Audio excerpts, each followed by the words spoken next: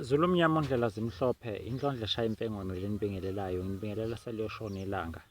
Le video ngenza seliyoshona ilanga. Zulu mnyama, kunento engifuna sike sithi ukuyibuka. Sibone ukuthi ima kanjani. Okunye okudala ukuthi iy'nqumo isikhathi kuzwakala abanye abantu engathi ngiyabaphikisa noma kangivumelani nabo. Abanye babehumusha lokho njengokwedelela kanti cha sesingedelele. Suke sibeke iqiniso ngoba phela iqiniso esikhathini sanamhlanje alisathandwa abantu. Futhi kwasekudaleni-ke alikaze lithandeke ebantwini iqiniso. Abantu babe nendlela yokulibalekela iqiniso, mase belibalekelile bezakhela amanga bafuna ukuwasho. Okay, isihloko esizosibona namhlanje ukuthi iqiniso lezinto ngokusebhayibhelini nanezinto esizenzayo thina sabantu nesizishoyo bese sithi ziyasekeleka eBhayibhelini ngathi cha akunjalo. Asiqaleni-ke. Khona izinto iBhayibheli lifele lizisho thina abantu siziphikise bese sithi kuziphikiseni kwethu sifake uNkulunkulu khona futhi lapha ekutheni siziphikisile. Angikho-ke kutheni ngahlulele ukuthi u-right noma u-wrong kodwa ngizobeka nje lo maqiniso ambalwa bese ngishiya kanjalo na usala uzibonela ekhaya ukuthi ikuphi oku-adopthayo ikuphi ongaku-adopthi. Asiqaleni la ingane zakwethu. Uma ufunda iBhayibheli liye lithi malikhuluma ngedlozi lithi noma ubani ophendukele emadlozini noma oya kwabanamadlozi lowo muntu wenza into eyisinengiso kuJehova uNkulunkulu wakho. Likusho nje kanjalo kuqondile. Akudingi ukuthi si-add okunye, akudingi futhi si-minus okunye, kuyi-language nje eqondile.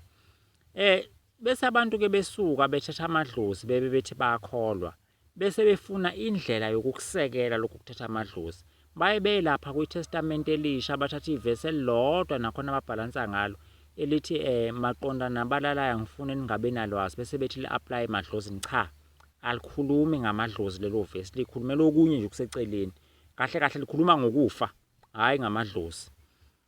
Uma usubuka thina sesithi mase sifuna ukuthatha idlozi bese sithi idlozi liyazwana noNkulunkulu kanti uNkulunkulu weBhayibheli ukushilo athi cha akazwani yena nedlozi. So uma uthatha idlozi ube uthi ukholwa uNkulunkulu waseBhayibhelini, singakhotha emazwini kaJesu swaphambaniseke sithi uyakholwa kodwa hhayi njengokusho kombhalo, njengokusho kwakho. Kunomahluko ukukholwa njengokusho kwakho nokukholwa njengokusho kombhalo. Asidlulele kokwesibili-ke. Okwesibili khona bathi mase besindisiwe bese bethi idlozi alikho noma athi idlozi idimoni. Cha, ingane zakwethu iBhayibheli alikaze lisho kanjalo. Masibuka nje ngokweBhayibheli alikaze lisho kanjalo iBhayibheli lathi idlozi idimoni, lathi idlozi umoya omubi, lathi idlozi alikho. Ngokusho kweBhayibheli idlozi liyinto ekhona futhi alichazanga ukuthi liyini noma ikuphi okungelona idlozi. Cha, alichazanga lutho lapho. Lasho ukuthi ungaphendukela emadlozini futhi ungayi emadlozini, ungayihlanganisi namadlozi. Lokho elikushoyo iBhayibheli. Uma kumuntu esezothi idlozi liyidimoni sekukusho kwakhe lokho sekufanele akuchazeke. Kuba inkinga-ke ngoba kwiTestamente elidala la kukhulunywa khona ngamadlozi nakwiTestamente elisha kune-gap yeminyaka ewu-1000 between iTestamente elidala neTestamente elisha. Ebese iTestamente elisha kuphela likhuluma ngamadimoni. iTestamente elidala likhuluma lutho ngamadimoni. Noma likhuluma ngoSathane kodwa likaze likhulume lithi khona ekuthiwa idimoni. Idimoni ulithola kwiTestamente elisha futhi nakhona kalichaziwe ukuthi yini eyidimoni yini engeyiyo idimoni. Kuba kuthina ukuthi senzele ama-assumption ngoba iBhayibheli alichazi. Sidluleke lapho. Sithatha okunye okwesibili okukhona eBhayibhelini esikuphambanisayo namhlanje. Uma uzobuka uNkulunkulu waseBhayibhelini uthe usuku lweSabatha luwusuku lwakhe lungcwele kuye. Ilona suku oluyisivumelwano sakhe nomuntu kuze kube phakade. Ma ukufunda kwelesilungu iBhayibheli engakufunda kulona iKing James Version lize likhulume ngeSabatha lithi it's a perpetual covenant unto eternity. So isivumelwano isimiye izukulwane ngezukulwane koze kulamle ngunaphakade. Basuka-ke abantu bazenzela okwabo ngoba abantu bakuthanda ukwenza okwabo. Bakushintsha basonta ngesonto. Mase ubabuza ukuthi why besonta ngesonto bazokutshela ukuthi uJesu wafa ngoLwesihlanu wavuka ngesonto ngakho ba-celebrate usuku uJesu avuka ngalo. Akukho lathe uJesu khona sokwaphula iSabatha futhi akukho lathe khona uJesu asokhonza ngosuku ayovuka ngalo. ukwenza kwabantu ngokuthanda kwabo. So uma usonta ngesonto ubuthi ukholwa uNkulunkulu waseBhayibhelini, siphindela kuwo futhi amazwi kaJesu sithi uyakholwa kodwa hayi njengokusho kombhalo, njengokusho kwakho. Kwale nganekwane-ke ukuthi uJesu wafa ngoLwesihlanu wavuka ngesonto, akusilona iqiniso lelo, inganekwane nje yaqanjwa base bevuma ukuthi kube no-Good Friday ukuthi uJesu wafa ngoLwesihlanu. Empeleni akuhlangani. Ngelinye ilanga ngoyenza ividiyo bikuchaza ukuthi akuhlangani kanjani. Bese kuba enye into ekhona esinayo emasontweni namhlanje, amasonto amaningi akuvumile, ukukhokhwa kokweshumi ngendlela abakubiza ngabe efundisi bethi letha u-10% womholo wakho inyanga nenyanga. Busu uyakhokha-ke nawe weshumi inyanga nenyanga uletha lo 10%. Bese benikeza ivesi elithi-ke uzoba ne-prosperity uma wenza lonto.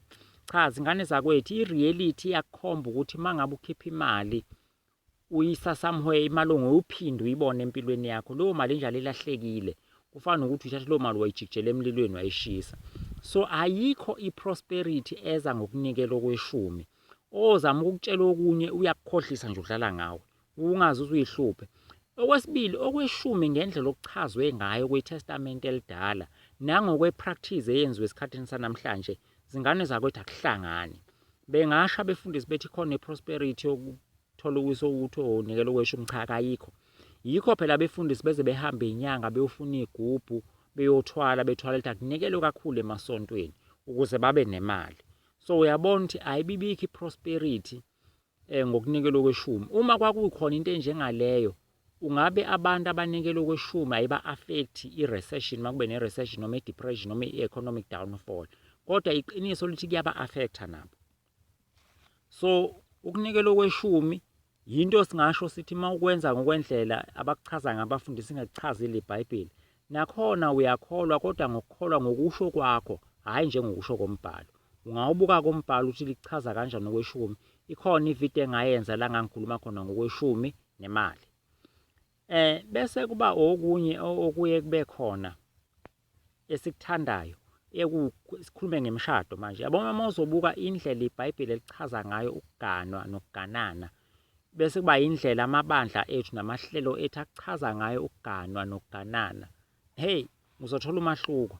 Emasontweni amaningi kunombandela oba khona uthi shada noma shadelwa umuntu osenkonzweni enifanayo, kwinkonzo eyodwa. Uma ungeyona inkonzo eyodwa kube izinkonzo engamadlela ndawonye. Ake ngulinganisele ingane zakwethu. Mina ngikhuliswe ngenkonzo ePentecostal okuyi-African Gospel Church. So kusho ukuthi uma kuthiwa ngiyaganwa ngokwebandla, kufanele ngiganwe intokazi ekhonza e-African Gospel noma intokazi eyi-Pentecostal. Mangeyona leyo nto, cha bayaqala bashaya amakhala bethi cha lo muntu akasindisiwe, ukwazi ukuganwa umuntu ongasindisiwe. Angikho lapho. Bese kuba yilokuthi-ke endaweni yokushada, umshado ke kuthiwa uhlanganiswe umfundisi aqale ngokuthi anithembisise noma ukucela intombi esontweni. eBhayibhelini ingane zakwethu akukho ukuthembisa noma ukucela intombi esontweni. Umfundisi oyokutshela ukuthi kukhona noma uzama ukukukhipha eBhayibhelini, ukhipha into engekho. Ngisho ungayenza i-research ezweni lakwa-Israel ayikho into enjengaleyo, kayikho. Okwesibili ilokhu kokuthi umshado ushadiswe ngumfundisi bese enifaka i-ring bese ethi lonto iyukukholwa. Cha ingane zakwethu lonto kayisikho ukukholwa.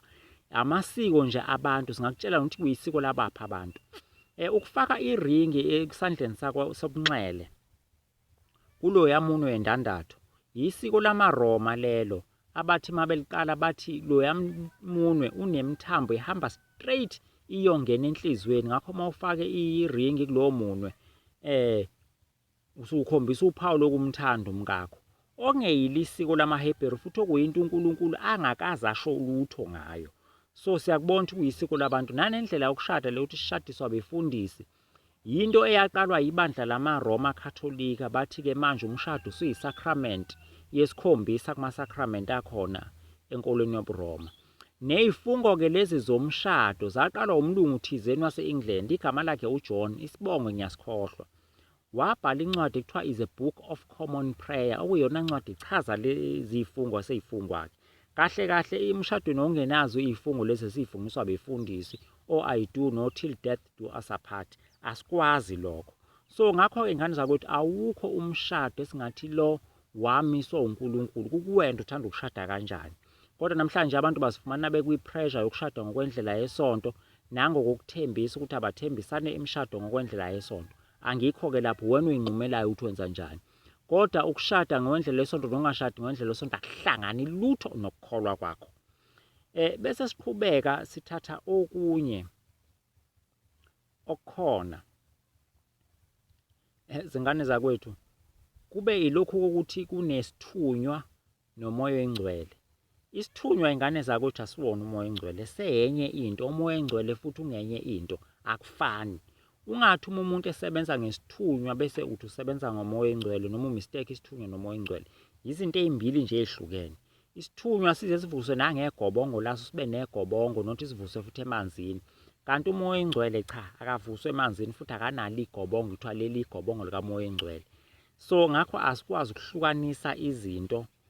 Wazi ukuthi ma ungene entweni ungene entweni enjani. Zingane zakwethu kuningi esingakukhomba eBhayibhelini nokuyipractice yabantu esingathi masikukhomba okunye kwakho kususa umsindo. Kepha-ke sime la bekukuvulana nje amehlo ukuthi ake sibuke lokhu sibuke lokhu sibuke lokhu. Indlondlo eshaya imfengwane le. Ma uyithandele le video, subscribe, ushaye ulike, uyisharishe nabangani bakho bayibone. Sibonge kakhulu. Indlondlo eshaya imfengwane.